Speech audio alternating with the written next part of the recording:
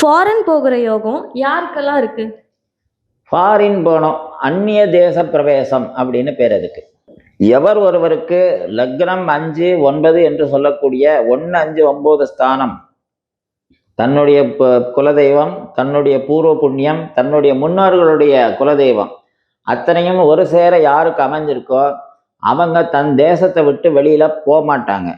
ஆனால் இந்த 1, 5, 9 கூடையவர்கள், இந்த திரிகோண ஸ்தானாதிபதிகள் 6, 8, 12 இந்த ஸ்தானங்களுக்கு போனாலோ அல்லது 6, 8, 12 கூடையவரோட சேர்ந்து 10ஆம் இடத்தில் இருந்தாலோ அல்லது 6, 8, 12 10 கூடையவர் போய் உட்கார்ந்தாலோ அவங்களுக்கு அந்த தேசத்துல வசிக்கக்கூடிய வாய்ப்பு இல்லாம அந்நிய தேசத்துல போய் பழைக்கக்கூடிய ஒரு சூழ்நிலை உருவாகும். நாம அதை இப்ப என்ன பண்றோம் அப்படின்னா ஃபாரின் யோகம் அப்படின்னு அதை மாத்துறோம்.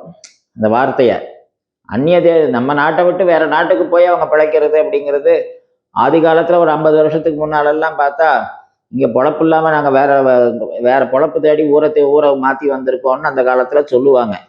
ஆனா இப்ப வேற நாட்டுக்கு போய் பிழைக்கிறதே நமக்கு ஒரு கௌரவம் அப்படிங்கிற ஒரு காலத்துக்கு நம்ம வந்திருக்கோம் இல்லையா?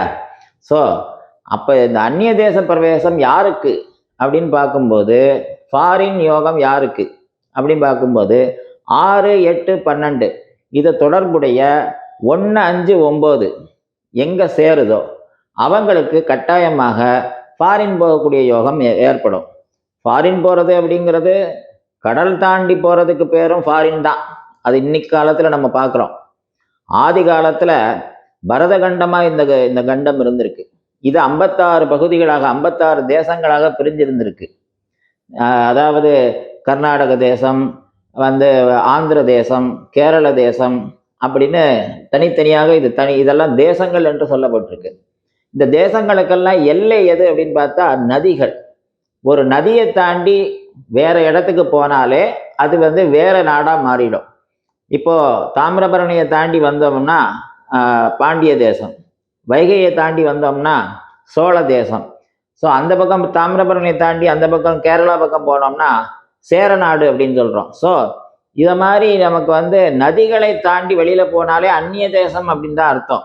அப்போ வேற ஸ்டேட்டுக்கு போனாலே அது அந்நிய தேசம் அப்படின்னு தான் எடுத்துக்கணும். ஸோ 6, 8, 12 யாருக்கெல்லாம் இருக்கோ அவங்களுக்கெல்லாம் அந்நிய தேச பிரவேசம் கட்டாயமா கிடைக்கும்.